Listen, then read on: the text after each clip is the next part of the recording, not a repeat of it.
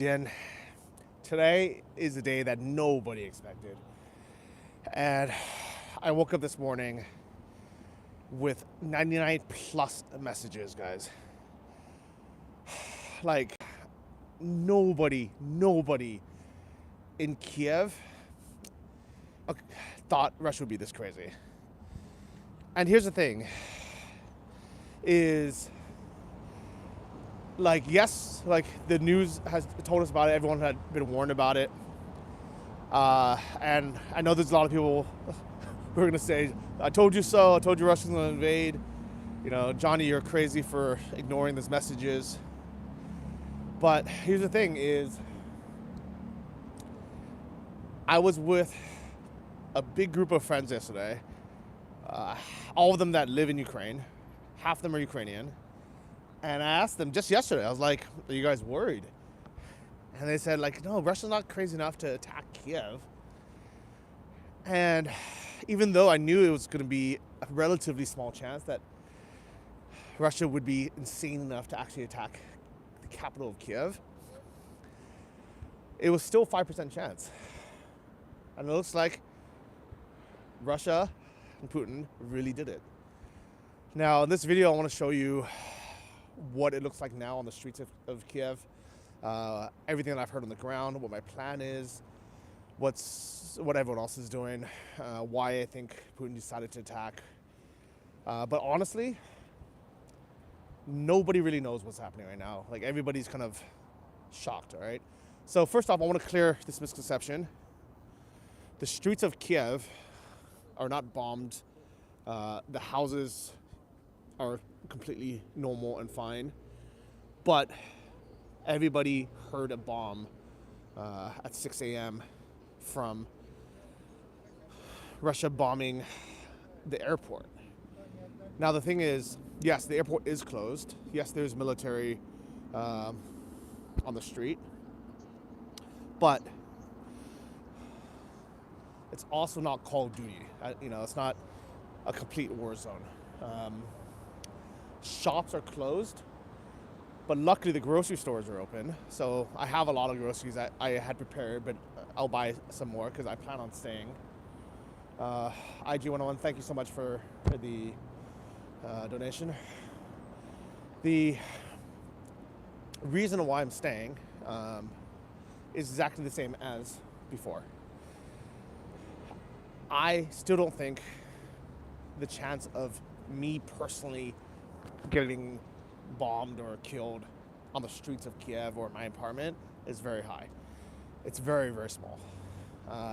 So far, and hopefully it remains this way, Russia is just attacking infrastructure and military. So the airport, even though it's closed, they didn't bomb the passenger airport. They bombed the military airport, which was right next door. Unfortunately, that means there's no flights out as well. I had some friends calling me this morning saying, do you think I can take a train out? And I said, that's going to be the first thing that's going to get full. Everybody's going to take a train out. So the other way out was to drive or take a bus. So I had one good friend who was actually at my house last night. And last night, everything was normal. This morning, he sent me a video of him walking with a suitcase through cars, through traffic. So I don't know if he's going to try to walk to Poland or just walk past the traffic. But here in Kyiv, in the main center, there's very few cars and very few people because most people don't live in the city center. Most people come here for work or, to go to restaurants and things like that. So most people actually don't live in the center, which is why it's relatively quiet. Let me show you around. There's some military in front of this building here, some news reporters. But you can see on the actual street, it's relatively quiet, all right? And the problem is, Tarragon, thank you very much for that. Be safe, appreciate that. The problem with trying to leave right now is you're gonna be stuck in traffic for literally the whole day, maybe 2 days. There's queues at the petrol station, the gas station, because everyone's trying to gas up and leave. So the plan was, and I knew this earlier, and I did this calculation. I was like, okay, if I want to leave, I should have left, last week, 2 weeks ago, last month, 2 months ago, when we first started hearing this news. And if I was going to stay, I knew I wouldn't be able to run away as soon as something happened, because everybody's going to leave at the same time. And I don't know the exact figures, but at least half the people I personally know have left or are trying to leave today. There's people walking around with suitcases on the street. Multiple Network Research, thank you for that. Right? There's a lot of people, walking down the street with suitcases.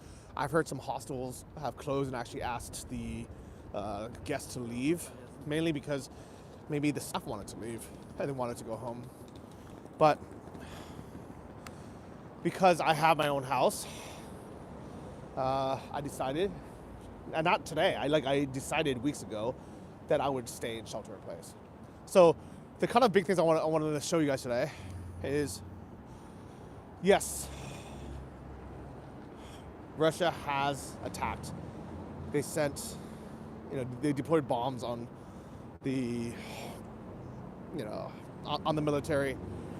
And Russia has said they're not going to attack civilians, they're not going to attack buildings, they're only going to attack the military and infrastructure. And there's no reason not to believe that, right? I just missed that blue chat. Sorry, guys. Let me see if I can see it.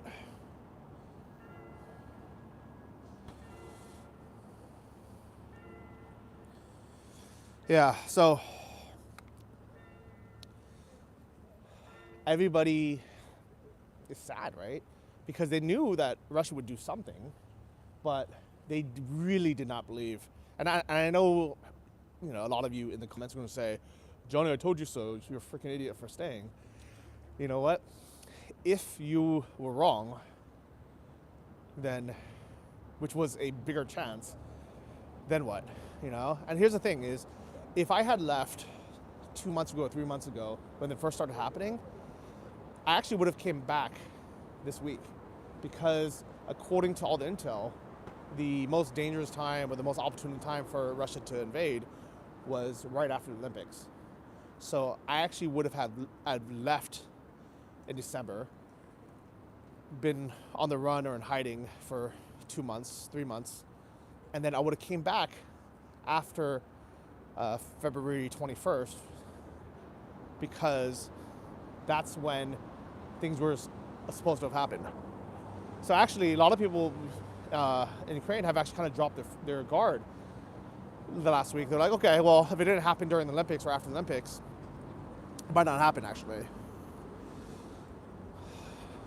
Now, the calls I got, and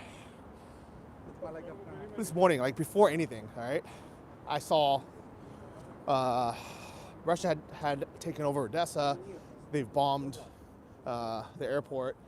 They've entered Kyiv. There's tanks everywhere. And obviously this was before I walked outside. And the thing is, it's still overblown in that sense, where you can see it's relatively not normal, but there's people out, the buildings are intact. There's not full-scale war, right? I personally don't think that Russia is going to come in with full-scale tanks and war on the streets of the capital and destroy buildings. There's no benefit of them doing that. If anything, that'll just piss off both Russians and Ukrainians. So it's kind of why would they do that, right? At the same time, who the freak knows, right? Today, the metro is a bomb shelter, and people have been riding it all day. It's free to enter today, which, funny enough, every single Ukrainian mentions, because It's very rare that happens, but this would be my best and kind of closest bomb shelter. There was queues at the ATM this morning for people to get cash out, but now there isn't. A lot of people who were going to leave, they already left. Now I can show you why this is like a bomb shelter.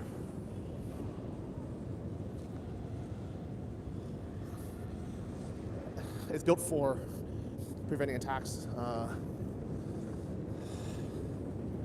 and it goes really, really deep down, guys. All right.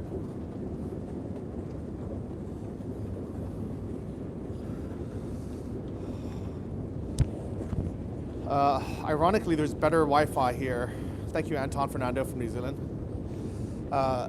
Ironically, there's better Wi-Fi deep in Ukrainian metro stations, in literally these bomb shelters, than there is in a lot of the world. Like, the infrastructure in Ukraine is so good, and I'm happy that it didn't go down at all. People were worried that, you know, water, electricity, Wi-Fi, communications would be out, but I mean, I'm live streaming right now to 5,600 people, so it's working. All right, let me show you guys. A lot of people left this morning, but I think the people that wanted to run already did, because the news came, what, 4 hours ago, 5 hours ago at 6 a.m. All right. So, I guess one big question people ask is, do I regret staying? And the question is no. I mean, I don't want this to have happened, right? Because this sucks. Nobody wanted this to happen, right? But I don't regret staying because, as I said earlier, if I had left, I would have left 2 or 3 months ago, and I would have actually came back literally a few days ago, and that I would have been really pissed. Because then I would have been like, why did I go in hiding for 2-3 months just to come back and for things to actually start happening? Am I gonna stay? Yes. Like, I know it sounds a bit crazy, but I'm staying in Kyiv. This is my home. You know, this morning, one of my workers, the guy who was helping me install some lights, he actually came, and I was surprised. I was shocked, and I said to him, I said, I'm surprised you're coming to work. And he says, yeah, I told you yesterday I was going to come. And I said, yeah, but that was before the bombing and the news. This is what it looks like downstairs in the metro. Some people are just kind of hanging out here. Like, I don't think these babushkas are even waiting for a metro. I think they're literally just waiting for friends or meeting up. Dr. 805 says, I really hope you stay safe. There are reports saying they crossed 3 borders. It's just some money for gas. Thank you very much. So, the metro is functioning as normal.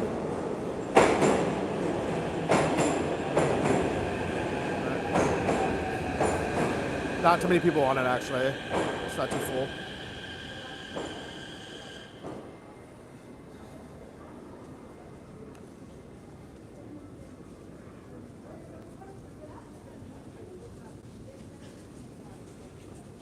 And people, you know, relatively are going about as normal. You don't see, there's a few suitcases and stuff, but nothing too out of the ordinary. But actually definitely more suitcases than you would normally see.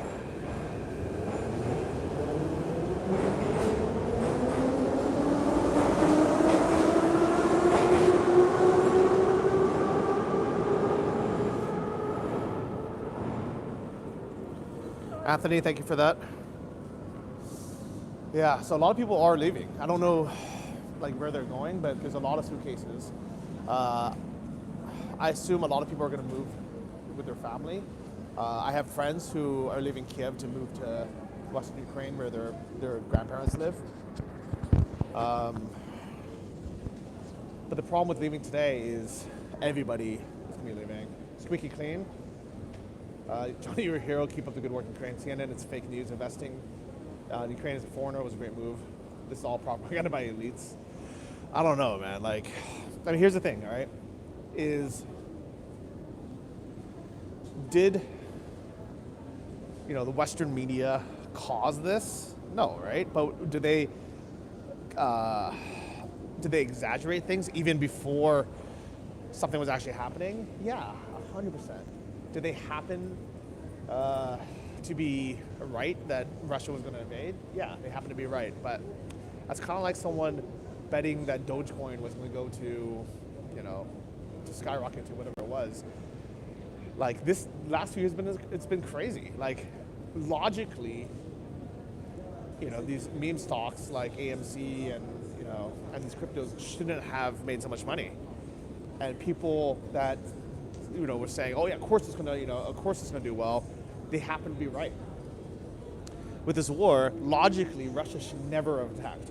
They had so much to lose. I think the reason why they finally did it is because the West wasn't meeting any of their demands. They didn't disallow Ukraine from joining NATO. Russia, as I said in previous streams, has been losing power for a long time, and they're super afraid that as Ukraine goes more and more EU, that they're going to be in a worse and worse position in the future. So I think this was Putin's time to say, well, either we do something drastic now and risk something really bad, or we just wait 5-10 years and Russia's going to be in a worse position anyways. So I think for him it was a calculated risk where he's like, all right, let's try for Donbass and see what happens. So when he moved in, when he basically made it legal for Donbass and Lugansk to be autonomous, he was betting, thinking, okay, is the West going to do something? If they don't do something, then he won and he got more control, which is something that they want. And if they do something, he's going to have to react. So Column Rushton, look out for yourself, mate. If the metro is running, I want to be worried, speaking from experience. Thank you very much, Column. Appreciate that. Yeah. And again, like, am I worried about my physical safety? No, not at this time. And honestly, even if things started getting worse and there was a military coup or something happens in Kyiv, physically, I want to be worried, right? Because at the end of the day, even though war sucks, it's not like they try to just kill civilians, right? Like, the chance of a civilian just randomly dying is very, very small. The people who have died in this conflict are soldiers, and our thoughts and our prayers go out to the soldiers and their family for, during the work. But at the end of the day, as a civilian, I'm not too worried, all right? This street really is emptying out. As you can see how long this ride was, if there is actual conflict, if there's a bombing, it is safe down here.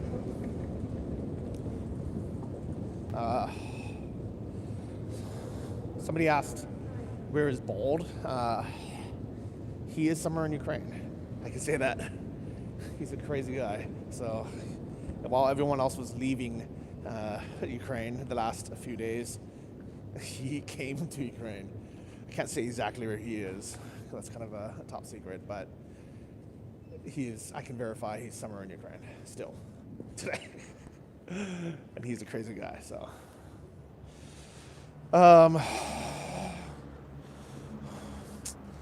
Yeah, so now I'm back on Kashadik. Hopefully the audio is better.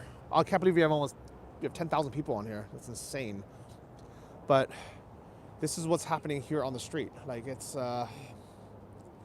you can feel there's lots of tension. But I want to remind you guys, It's not bombs and fire and tanks everywhere, right? Like,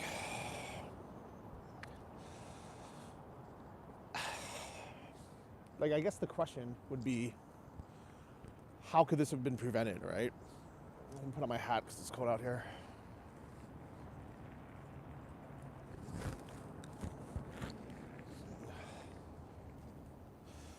Carrie Mines from Canada, thank you very much.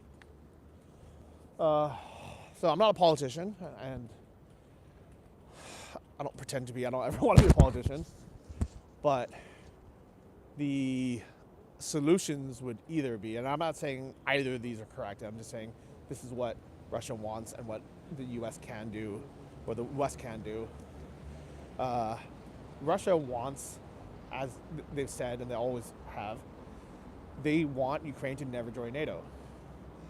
And personally, I think the reason why Putin has advanced troops and has sent missiles to destroy military bases and infrastructure is because the West and NATO weren't listening to him and they weren't meeting his demands.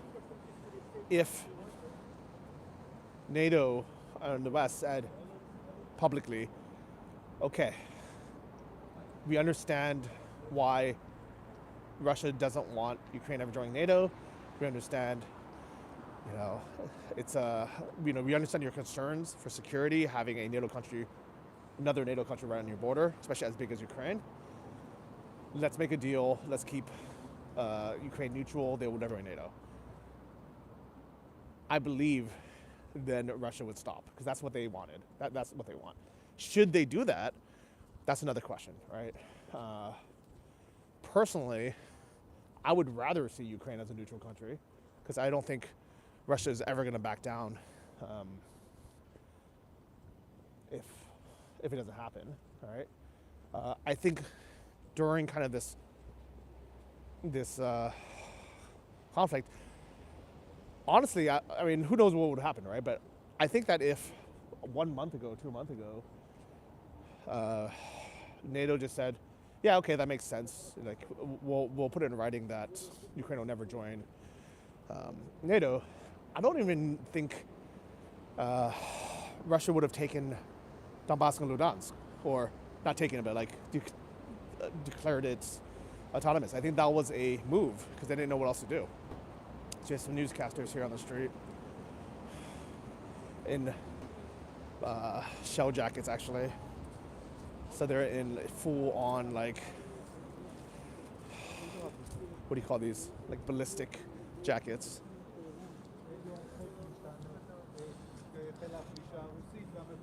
Notice no one else is wearing ballistic jackets. Luckily, some of these supermarkets and stuff are still open. I think all the supermarkets are. I don't know if they're required to stay open or just the staff was nice enough, but there's quite a big queue because stores and stuff are closed actually. And I think mostly it's because people don't want to come to work, which is understandable.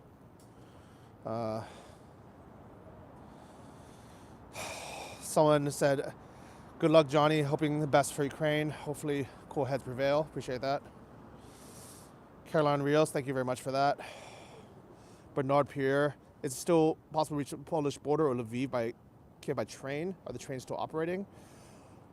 They are probably most likely still operating, but they're completely full. I would bet any kind of money on that. That's the first thing that would get full.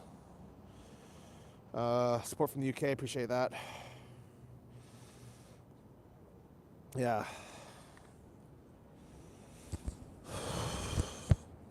So the mood has definitely changed in Kyiv.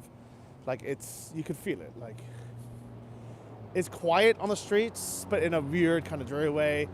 I don't know how, I wish I could share the footage that my friend sent me from leaving Ukraine, but that is insane. I'm sure you could find that somewhere. Maybe I'll make a video about it and spice in the clips. But trying to leave Kyiv right now or trying to leave Ukraine is insane. It's like madness, mad rush, cars, traffic, people queuing up for hours for the metro. I mean, not the metro, for petrol, for gasoline. So that's why I'm much rather, and I'm very happy to stay in Kyiv in the center because I know it's relatively safe to stay here. And there's no cars and no traffic. There's no insanity happening. You know, I'm willing to bet that if I just stayed home for the next week and I didn't turn on the news, I wouldn't even know what was happening.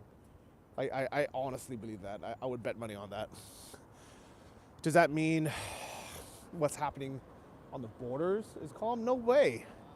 I said this in every video, right? Or like Ukraine has been in conflict at war in East Ukraine and Donbass since 2014. That's been 8 years.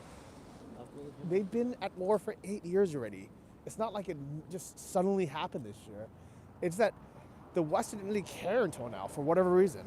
Like there was so few newscasters the last 5 years that I've been here, right? It's not like it wasn't happening. It's just that the West didn't care about it. I still believe that the West took this news and made it a bigger deal before it needed to be. And the problem with that is then we never know what to believe in the news. Like if the news only reported straight facts and never, try to create hysteria or never try to get, headlines, then I would listen to them. But the fact is, at least for the last 5 years or 10 years, like the news, especially mainstream news, but news in general just couldn't be trusted.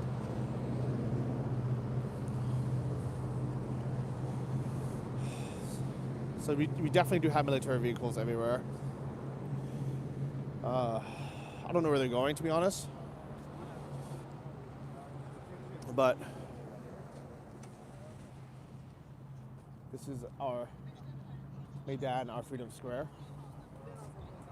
There's a lot of media and journalists walking around right now.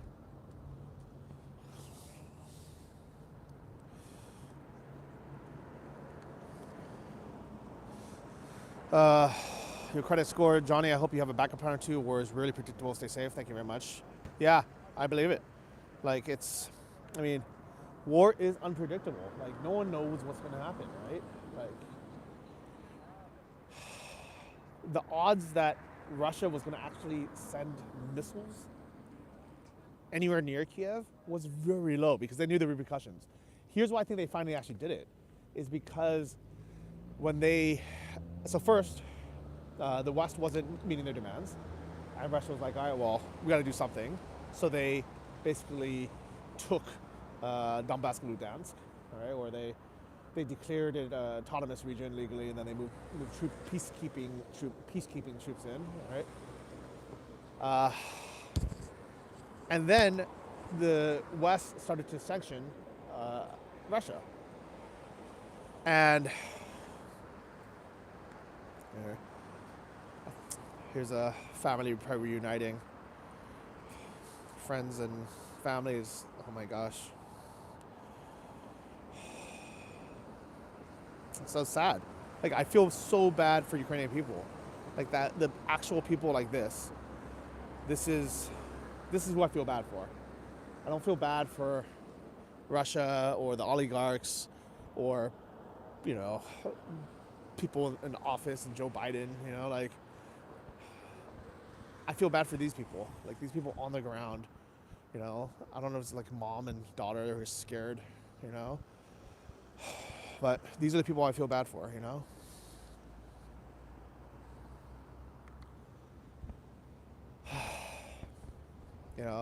So I think when the West started sanctioning Russia, and Germany cut Nord Stream 2, which is a huge, huge project, like $1 billion gas line project. Then Russia was like, all right, well, you sanctioned us. Now we got to do something, because what else are you going to do?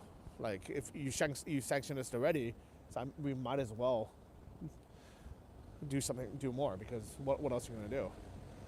I think now Russia is testing the West to see how they're going to respond. Are they going to send military? Are they going to start a World War III? Because remember this, guys. If World War III starts, if the West sends military, sends missiles to Russia, or even here, World War III is going to start. It's not going to be good for anybody. Well, we have 15,000 people on here. Thank you guys so much.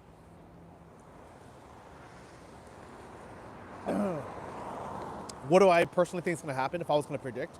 So first off, there's not enough information. Things are going to change so fast the next hours and days. Watching from Canada, Ethan Gray, our emergency measures act just ended. Are you guys in martial law? Yeah, I think I don't know if we are, but we probably are in. So what is martial law? All right, it's basically when the military has full power and doesn't need to go through their version of Congress or whatever it is to get things done. I don't know if that's started yet, but I understand. Is Bald safe? Looks like he's in Ukraine as well. Yes, I can confirm Bald is safe. I spoke to him an hour ago. He is in Ukraine. I can't tell you where, but he's safe. I can say that. So, I can also say he had a very crazy day yesterday. But it's crazy for everyone in Ukraine right now, so that's all I can say. So, I mean, honestly, right now, nobody actually knows what's going to happen, right? I think either the chances are Russia will just continue, like maybe the West and NATO will say, okay, you know what? Let's have talks now. Let's make it official. Ukraine will never join NATO, and then hopefully everything will stop. That's one possibility. Another possibility is the West says, no, screw you, Russia. Let's have war, and then there's a full-on war conflict, and then World War III starts, literally, because if the West gets involved militarily, it's not going to be Russia versus Ukraine. It's going to be America, Europe versus Russia. China will probably back Russia as well. So it's going to be full-scale World War III, and nobody wants that. I don't care what country you live in, whether it's Poland or Germany or even America, nobody's going to be safe then. It's going to be really bad, all right? Hopefully that doesn't happen. Nobody wants that to happen. All right. Let me walk back this direction a bit. As far as me staying in Ukraine, in Kyiv, yeah, I took that gamble, right? I knew there's a 95% chance nothing would happen. And the 5% chance that something does happen, that physically I'll probably be safe, right? I don't see why I wouldn't be. Unless, there's literally bombs and tanks here in Maidan, which I still believe the chance of that is very, very tiny. Like, even today, with all this stuff going on, and you guys can call me delusional if you want, the chances of here having Russian tanks and military in central Kyiv destroying buildings, killing civilians, is very small. I still think it's a 1% chance. And let me be clear. Like, I know it sounds insane. I know that sounds insane because Russia has bombed many cities in Ukraine. They're moving tanks in. But even then, even with that information, the chances of there being like warfare, Call of Duty style warfare on the streets, tanks, people shooting here in the city center in Kyiv, or really like outside of any kind of military place, it's very small. It's still like 1%. Like Jose Diaz, stay safe, games from Orlando. Thank you for that. I know that sounds stupid, right? But who knows, right? And the thing is, at the end of the day, 1% is still pretty high, right? Like, it's not like zero. But at the same time, I know I have a 1% chance of dying in a car crash, right? So it's calculated risk, right? Should I have left? If I knew this would happen, yeah, I would have left last week. But the problem is nobody knew. And for everyone thinking, like, yeah, like, you know, but it was over the news. You know, we got emails from the embassy. The embassy moved. Yeah. But the problem is they've been saying that for months now. And if I had left 3 months ago, as I said, I would have came back already by now. Because I would have been like, it's been 3 months, nothing's happened. I would just come back. Because after, like, they said on the 16th, which was last week, that's when Russia would invade. And they said, okay, it'll be before the 21st for sure. Or, you know, before, I don't know what day today is, but basically, like, before the end of the weekend, right? So 3 days ago, that was the day. Last week, that was the day.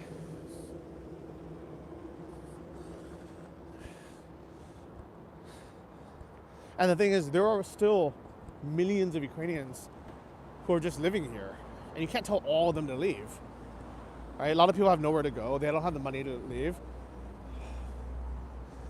So as long as, you know, supermarkets like Atabeh are still working, there's still water, heating, gas, electricity, then I'm going to stay. All right? At the end of the day, whose fault is it that's happening? It's Russia's fault, right? Like, nobody wanted this. Like, it's so funny that people think that I'm defending Russia. I'm not. Like, I don't want fucking Russia to do this. Like, if Putin, if you're watching this, stop. Like, stop doing this. We don't want you doing this. All right? You're a bad person for doing this. All right? But the question is, like, we can't just say, like, oh, screw them. We need to understand what they want. And that's the only way to have peace in this world, right? Like, you can't just hate your enemies. You can't just hate other countries. You need to understand from their point of view too. So even though it's not right what they did, I understand why they did it. Because you have to put yourself in Putin and Russia's shoes. They know that they're losing power, and they know that things are getting worse in their economy. They know that, like, their livelihood, their territory, their safety is going to get worse and worse in the next, you know, upcoming years as they lose power, as Ukraine, you know, gets closer and closer to the West. All right? So from Putin's point of view, he's kind of like, well, we can either get screwed and lose power and, you know, and have Russia just kind of slowly dwindle away, or they can do something, and something drastic. And that's what they've done. And it's unfortunate that they've done it. I hate that they've done it. It's sad that the Western media basically took this conflict and blew it up so much. Because honestly, if the West never got involved, it would have just been a conflict between Ukraine and Russia, and they would have dealt it by themselves. Jose Diaz, stay safe. Greetings from Orlando. Thank you very much for that. Like, think about it. If the West never got involved, and Ukraine and Russia would have just had a talk saying, okay, you don't want us joining NATO, what do we get for that? And this wouldn't have happened. The reason why it got so blown out of control is because it became a worldwide problem, because the Western media blew it up, and then the West was forced to get involved. Ethan Gray, watch from Canada. Our emergency measures act just ended. Are you guys on martial law? I think we saw that earlier. We're not. I don't know. I don't know if they've declared martial law officially, but normally, in these circumstances, yes, they will. I was actually in Thailand during martial law. I think it was in, I don't remember the year now, but there were literally tanks on the street. and the military coup had taken over. So I've been through this before. I wasn't worried then, and I'm not too worried now, right? I'm not 0% worried. That would be silly, right? But as I was trying to show you guys, and kind of the purpose of this stream is, things are bad, but they're not as bad as mainstream news is making it. Like, I bet you if you only watched news channels, you would think that the streets right now, these buildings would just be completely destroyed. But the fact is, people are still going to work. Things are still opening. You know, nobody's starving. Like, literally, if you want a kebab or lavash, you can still get it. You know, there's a lot of people with bags and suitcases, so the people are leaving. It's a very uncomfortable, bad time for Ukrainians. Like, I feel so bad for Ukrainians. You know, it sucks. Like, you know, Putin, go home, please. Like, stop it, all right? Please stop it. Please have some kind of agreement with Ukraine and with NATO where this never happens again. And it's like, it's unfortunate that it is. I don't really know what the solution is, because here's the problem is, Nord Stream 2 and these sanctions were basically what was holding it. That was kind of like the whole thing, where that was the deterrent, you know? The West never said, Russia, if you don't go, you know, if you don't go away, if you don't back down, we're gonna come attack you physically. The West has always said, we'll put heavy sanctions and possibly cancel Nord Stream 2.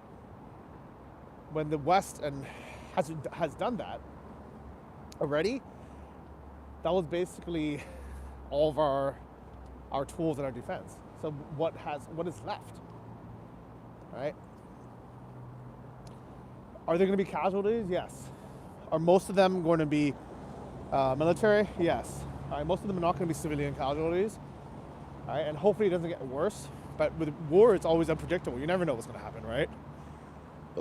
But today's not the day to try to leave Ukraine, because, as I'll show you in another video, or as you can probably find somewhere, it's insane trying to get out of the city right now. Like, miles and miles and miles of cars and traffic, so it's not going to be easy to leave, you know. But people are ready. Like, you know, people are preparing, right? There's soldiers, you know, getting ready. The Ukrainians are tough people. They will fight for this country. There's very few pro-Russian people living outside of the east of Ukraine. So in Luhansk, Donbass, there's a lot still, all right? And that's why they were able to take it. But in Kyiv and the rest of Ukraine, nobody wants to be part of Russia. Like, it's very, very few people. Like, I've said this in other interviews, all right? Ukrainian people don't necessarily hate Russian people, but they definitely hate the Russian government and their policies and what they did in Crimea in 2014 and what they're doing now, right? That still stands true.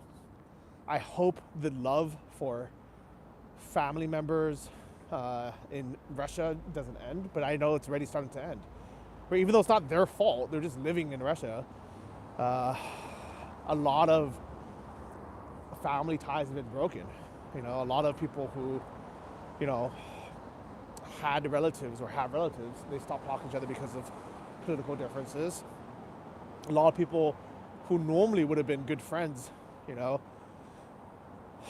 with each other, now, you know, just because of politics, they're going to hate each other. And I know this for a fact because for the last 10 years, guys, I've been around Russians and Ukrainians, both in Thailand and in Sri Lanka. And trust me, when I, like, even in the US, like, when people speak a common language like Russian, all right, it doesn't matter where they're from, when they're all friends when they're in Sri Lanka together or Egypt together. Yeah, maybe there's some stereotypes and maybe there's some like little conflicts here and there, like but in general, they're happy to see each other. They're happy to all be from kind of similar like places. Like it's probably similar to like I don't know when a Swedish person. Actually, I don't know. Swedish people probably don't like anyone, but like when we're in a country, like when I'm in Thailand and I see someone who speaks English, I don't care where they're from. It's kind of nice sometimes, if you're in a country that, you're kind of alone, like Sri Lanka or Asia, and you meet someone who speaks the same language as you, you have this bond of kinship. But unfortunately, with politics, that's tearing people apart. It's creating a generation of Ukrainians who are starting to hate the Russian people, even though the people themselves, didn't do anything. It was just the government, So, is it, Igor who works in the butcher in St. Petersburg's fault? The bus driver? No. But he's gonna get blamed for it, and it sucks. Like, this really, really sucks. I think it's gonna tear these two, former relatives apart. And I'm really sad. I'm really, really sad that that's happening. Kusama. Nobody mess. Prime Minister Modi will save me. Nobody messes with India. I don't know what's gonna happen. Yeah. I know you're a YouTuber. Yeah. Hello. Hello. I'm doing a live stream. Yeah. Also, okay. Well, you have a question? What's up? No, I just asking the Burispol airport is shut down. Yeah, the airport is shut because they didn't bomb the airport, Okay. but they bombed the military airport that's next to it, I see. and they're afraid to have flights go over. Yeah. Because I have flight tomorrow. You have a flight tomorrow. Okay. I'm afraid that's going to be canceled. I Yeah. didn't receive any notification. Not yet. It's going to be a while for them to have the notification, but Yes, I was thinking to go to Polish by car. so you can go to Poland, but right now I have friends who are going there now, and there's so many cars. It's like traffic is insane. Yeah. So Thank you so much, sir. yeah, good luck. Have a I nice hope day. you be safe. Bye. Take care. So these are the conversations. A lot of people were scared, right? You can see it in his face. He's scared. Like, I'm just fortunate that I'm not. Like, I have a house that's warm. What are you gonna do? Like, yeah. I normally never give people like money, but this guy's not begging. He's just kind of like sitting here. Good luck, Budlaska. Budlaska.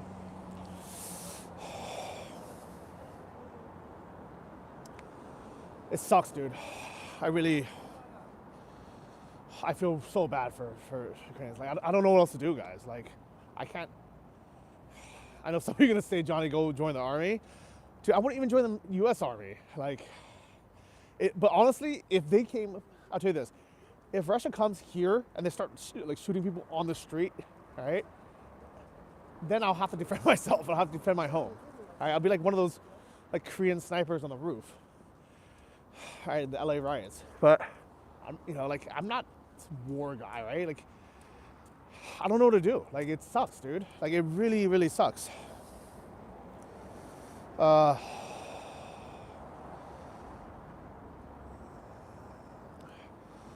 Archim Permez, World War III would be a stupid Iran, China, Russia, flat pancake Earth. Subsidiaries hyped up drama queens that chill and use logic. I wish they would, guys. I wish they would, because they need to just settle this diplomatically. And the thing is, like, nobody talks about it. Everyone's just like, oh, Russia is this warmongering aggressor, right? I don't think, like, people don't realize Russia doesn't want to just start a war for no reason. They're going to have a lot of repercussions for this, both financially and maybe physically. They're doing it because they want something politically. And they need, all right, the West, NATO need to settle this diplomatically. Mike Spencer says, am I worried about this angry Russian soldier pointing a gun at my head? At the end of the day, it's unlikely he'll do it. You know what? If that happens, that's gonna suck, okay? But the chance of that happening is still very, very small. I still have a much bigger chance. I stand by this. I was in more danger if I had went to Colombia or Brazil, which was my other original plan. I was like, maybe I want to leave here, go somewhere warm. I was going to go to Colombia or Brazil. I actually even had a flight to Brazil. I paid for a flight that was non-refundable, and I decided not to go. Because I knew it would be dangerous there, right? Alina got robbed there. There's a video that you can watch. I personally know a lot of people who have gotten robbed and in physical danger, dangerous harm, whether with a knife or a gun, in both Colombia and Brazil. It's still a bigger chance of that happening there. So if any of you would go or advise someone to go to, Colombia, Brazil, Mexico, one of these countries, then you might as well stay in Ukraine, because it's still less dangerous here physically than being in one of those countries. It sounds insane, right? Like, I know for anyone who's not living here doesn't understand the physical dangers of being here, it's still a bigger chance of me getting killed or robbed leaving here for one of those countries, right? I could just go somewhere safe like Thailand, right? But their visas right now are insane. Like I can't go there. All right. Our bro from Puerto Rico, good luck, man. Good luck to all of us. Thank you very much. I appreciate that. Like,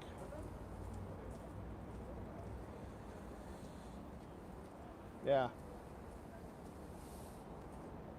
That's it, guys. There's not really any more info, but I want to just leave you guys with this, okay? Is physically I'm safe here right now. Like, if I wasn't, I would be hiding in the bomb shelter, all right? If I physically felt like I was unsafe, I would either be in a bomb shelter or I would try to flee. But physically, I don't believe I'm unsafe right now, right? Like, there are people trying to leave. I'm sure whoever's in those two black cars are trying to get somewhere in a hurry. But I'm gonna go to the grocery store right now, stock up on some supplies. And as long as that's open and there's gas, electricity, internet, then I'm not gonna leave, all right? I'll keep everyone updated. If something significant happens, I can always do another live stream if you guys want, but I think I'm gonna end this one here because there's really not much else to say. Like, nobody knows what's gonna happen. It's a bad situation, guys. It really is. All right. So I'm gonna go get some groceries, stock up a bit, and see you guys next time. Take care.